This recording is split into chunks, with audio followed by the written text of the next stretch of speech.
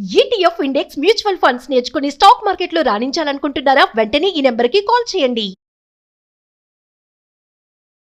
నమస్తే, welcome back to Suman TV. Present మనతో పాటు ఉన్నారు తోడు నీడ ఆర్గనైజేషన్ నుంచి రాజేశ్వరి మేడం. నమస్తే మ్యామ్. నమస్తే నవీన. మేడం, ఆడ సంపాదిస్తే సమాజం ఓర్చదు. అంటే సమాజంలో ఉన్నటువంటి కొంతమంది తీసుకుందాం క్యారెక్టర్స్, అందరి గురించి కాదు, కొంతమంది అటు తండ్రే కానీ, భర్తే కానీ, అన్నే కానీ, వీళ్ళు ఎందుకు అంటే మళ్ళీ ఈక్వాలిటీ అంటారు. ఈమె కష్టపడేది కూడా కుటుంబం కోసమే కదా, కొంచెం సంపాదిస్తే హెల్ప్ చేసినట్టు ఉంటుందని తను పోరాటం చేస్తూ ఉంటారు. కానీ ఈ ఈగోస్ వల్ల ఈమె చేస్తుంది, నేను తిని కూర్చుంటున్నాను అంటే ఈగో హట్ అవుతా ఉంటాయి అక్కడ. ఎందుకు అంటారు అసలు? ఆడది సంపాదన అనేది ఈ మధ్య కాలంలో వచ్చింది. 100 ఏళ్ళు 150 ఏళ్ల క్రితం అసలు ఆడదానికి చదువే లేదు, ఇంక సంపాదన ఎక్కడ? అప్పట్లో ఆడది భర్త చెప్పినట్టు వినడము, బొంతలు కుట్టుకోవడము, పిల్లల్ని కండము, ఈ 4 గోళ్ల మధ్యనే తప్ప దాటి వీధిలోకి వెళ్ళిన జాడ లేదు. అంతేత వాళ్ళ కాన్సన్ట్రేషన్ అంతా భర్త మీద, పిల్లల మీద మాత్రమే ఉండేది. ఇప్పుడు ఎడ్యుకేషన్ పెరిగింది, విద్యా అవకాశాలు పెరిగాయి, ఉద్యోగ అవకాశాలు పెరిగాయి. స్త్రీలు కూడా పురుషులతో సమానంగా, ఓ మాట అంటే ఇంకా కొంచెం ఎక్కువ సంపాదిస్తున్న వాళ్ళు కూడా ఉన్నారు స్త్రీలలో. అయితే ఈ పురుషులకి అది కొంచెం ఇబ్బందిగా అనిపిస్తుంది. అంటే నాకంటే ఎక్కువ చదువుకుంది, నాకంటే ఎక్కువ సంపాదిస్తుంది అనే ఇన్ఫీరియారిటీ ఫీలింగ్ ఒకటి ఉంటుంది.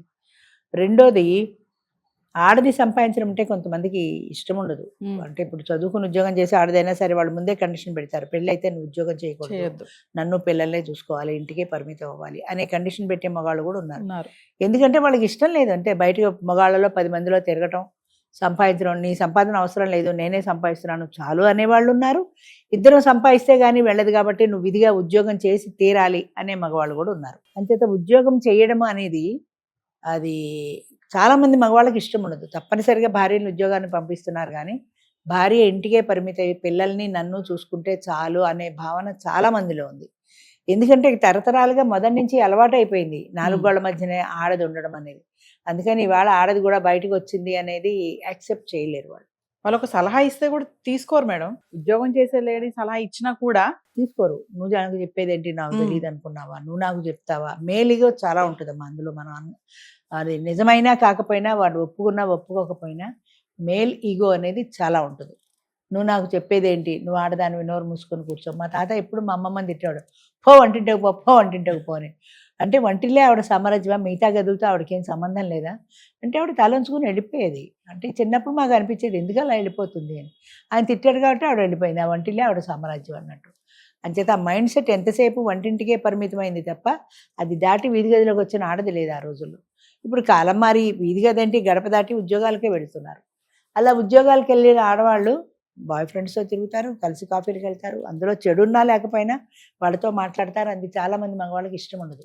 నా భార్య వేరే మగవాళ్ళతో మాట్లాడితే నాకు ఇష్టం ఉండదు. నేను ఎంతమందితో అయినా మాట్లాడతా ఆడాళ్ళతో, కానీ నా భార్య మాట్లాడకూడదు అంటే అది బయటికి వెళ్ళకూడదు. బయటికి వెళ్తే మాట్లాడాలి కదా తప్పనిసరి.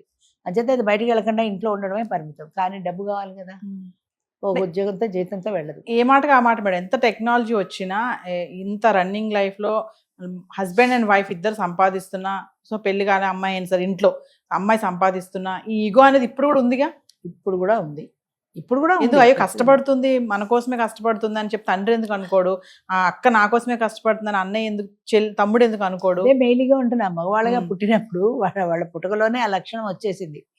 నీ ఉద్యోగం ఏంటి, బోర్డు ఉద్యోగం, ఎలాగో సంపాదించావులే మహా, ఏదో సంపాదిస్తున్నా, నీకు టెక్కు, నీకు గర్వం అని ఇలాంటి కొన్ని పడికట్టు పదాలని ప్రయోగిస్తారు తప్ప అది మన కోసమే సంపాదిస్తుంది అనుకోరు. అది సంపాదిస్తేనే ఇల్లు వెళ్తుందని మగవాడు అనుకోడు, భర్త అయినా కూడా అనుకోడు.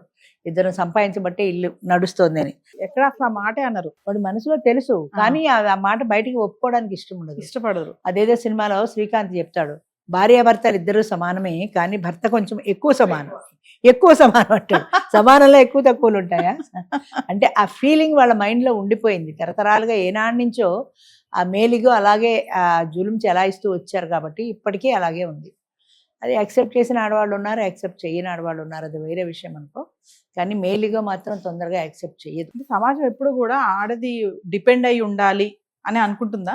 ఇప్పటికీ అంతే. ఆడది డిపెండ్ అయి ఉండడమే మగవాడికి ఇష్టం. నాకేమీ తెలియదు అని భార్య అంటే ఉండే ఆనందం నాకు తెలుసు అంటే ఉండదు. నువ్వు చెప్పావులే మహాబోడి సలహా అంటాడు. నాకు కూడా కొంచెం తెలుసు కదా అని ఏదైనా చెప్పబోయింది అనుకో, వాడికి ఇష్టం ఉండదు. ఎంత మంచి భర్తకైనా అది నచ్చదు మేడం ఆ మాట. అది ఉంటుంది ఆ మేలిగో అది అది ఎక్కడో ఏదో ఒక పాళ్ళు కొంతమందికి 100కి 100 ఉంటే, కొంతమందికి 70 ఉంటే, కొంతమందికి 50 ఉంటే, కొంతమందికి 30 ఉంటే, అలాగా తగ్గచ్చు. కానీ అసలు మేలిగో లేకుండా ఉండరు. ఖచ్చితంగా ఉంటుంది. ఖచ్చితంగా ఉంటుంది. అది భరించాల్సిందే తప్పదు. ఎందుకంటే ఇప్పుడు తను కష్టపడుతున్నాడు, ఆమె కష్టపడుతుంది. కొంతమంది ఉంటారు భర్తలు ఎలా అంటే ఏదో తినెళ్ళి ఊరికే కూర్చుని ఆఫీస్లో వస్తున్నట్టు, ఊరికే జీతం ఇస్తున్నట్టుగా బిహేవ్ చేస్తారు. అయ్యో కష్టపడుతుంది, డబ్బులు సంపాదిస్తుంది, కుటుంబం కోసం షేరింగ్ లో ఉంది అనేది ఎప్పుడు కూడా ఎక్స్ప్రెస్ కూడా చేయరు ఎక్కడ. అందరు కదా కొంతమంది గురించి ఎక్స్ప్రెస్ కూడా చేయరు. తినొక్కడే మొత్తం అంత భారం అంతా తినొక్కడే మోసేస్తున్నట్టు. అలా అని మరి ఉద్యోగం మానేస్తా అంటే మానేవారు. మళ్ళీ ఉద్యోగం మానేస్తే డబ్బులు కావాలిగా, మరి వాల్యూ లేదుగా. ఆడవాళ్ళు అనుకుంటారు వాల్యూ లేదని నేను ఎందుకు కష్టపడాలి అనుకుంటారుగా. చాలా సంవత్సరాల కిందట ఢిల్లీ వెళ్ళాను. మా అబ్బాయి ఉంటాడు ఢిల్లీలో. వాళ్ళ ఫ్రెండ్ వాళ్ళు మమ్మల్ని డిన్నర్కి పిలిచారు, వాళ్ళ ఫ్యామిలీ.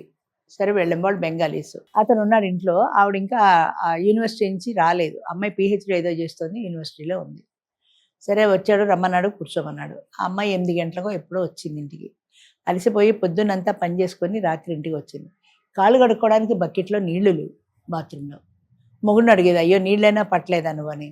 ఏది నా పని అనుకుంటున్నావా అన్నాడు ఫోన్ చూసుకుంటూ. నీ పని అనుకుంటావంటే భార్య మరి పని చేస్తుంది కదా, ఇప్పుడు నీళ్లు కూడా లేకపోతే ఎక్కడి నుంచి తెస్తుంది అనే ఆలోచన ఉండద్దా. అమ్మాయి పొద్దున్న లేచి సాయంత్రం అన్నీ చేయలేనని కొంత వంట చేసి కొన్ని ఐటమ్స్ తయారు చేసి ఇంటికి వచ్చి ఇక బియ్యము బిర్యానీ ఏదో వేడిగా చేద్దామని అనుకుంది.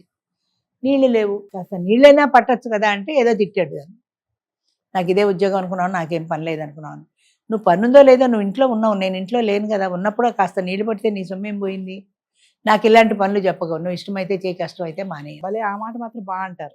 ఇప్పుడు ఏం చేస్తుంది, మేము గెస్ట్లు ముగ్గురు వచ్చి కూర్చున్నాం, కొడుకు కోడలు నేను. ఇప్పుడు పొమ్మనంటదా, గెస్ట్లని పొమ్మని అనలేదు కదా, బియ్యం కడుక్కోవడానికైనా నీళ్లు కావాలి కదా. అంత రెక్లెస్గా జవాబులు మాట్లాడే భర్తలు కూడా ఉంటారు. అంచేత ఆ అమ్మాయే పని చేసుకుని, ఆ అమ్మాయే నీళ్లు పట్టుకుని, ఆ అమ్మాయే గెస్ట్లను పిలుచుకొని అన్ని పనులు ఆ అమ్మాయి చేసుకుంటే ఈయన కూర్చొని కబుర్లు అవుతాడు అంతే. అదొకటే చేస్తాడు. సమానత్వం అంటారు, ఈక్వాలిటీ అంటా ఉంటారు. చాలా ఇచ్చేసినట్టు ఫీల్ అవుతారు ఇలాంటి వాళ్ళు కూడా. ఇప్పుడు అమ్మాయి ఏం చేయాలి, తిరిగి దెబ్బలాడింది అనుకో, ఉంటే ఉండు పోతే పో అన్నాడు. పిహెచ్డీ చేసి బయటికి పోగలదు, బ్రతకగలదు. కానీ ఈ కాస్త మాట కోసమని బయటికి పోవడం ఎందుకు, కాసేపు ఊరుకుంటే పోయే కదా అని పాపం అమ్మాయి ఊరుకుంది. మొన్నటికి ఈ కోపం ఆయనకి తగ్గుతుంది. సారీ చెప్పకపోవచ్చు కానీ ఆ కోపం తగ్గుతుంది, మళ్ళీ నార్మల్గా ఉంటారు. అంచేత పడుండడం ఆడదానికి అలవాటు అయిపోయింది, అనడం మగవాడికి అధికారం అయిపోయింది. అంచేత చాలా మంది అలా అంటుంటారు. ఏదేమైనా ఈగో మాత్రం హర్ట్ చేస్తూ ఉంటుంది బాగా వాళ్ళకి. ఈగో ఉంటుందమ్మా, సంపాదిస్తుంది అని అంటే ఇంకా తనకంటే ఎక్కువ సంపాదిస్తే ఇంకెంత ఉంటుందో. చాలా మంది అబ్బెబ్బే మేమంతా సమానంగా చూస్తామండి భార్యలు అంటారు, కానీ ఎక్కడో ఓఫీసర్ ఉంటుంది, లేకుండా ఉంటుందని నేను అనుకో. బయటికి చెప్పపోయినా అది ఉంటుంది లోపల. వీళ్ళకంటే ఎక్కువ సంపాదిస్తే ఇంకెక్కువ ఉంటుందేమో అది. భర్తల కంటే భార్యలు ఎక్కువ సంపాదిస్తే ఇన్ఫీరియారిటీ కాంప్లెక్స్ ఉంటుంది కదా, నీకు ఎక్కువ సంపాదిస్తున్నా, నీకు గర్వం, నువ్వు పెద్ద పొజిషన్లో ఉన్నావు, నీకు పొగరు, ఇలాంటివన్నీ ఉంటాయి. తప్పదు, అది భరించాల్సిందే. Thank you. మంచిది.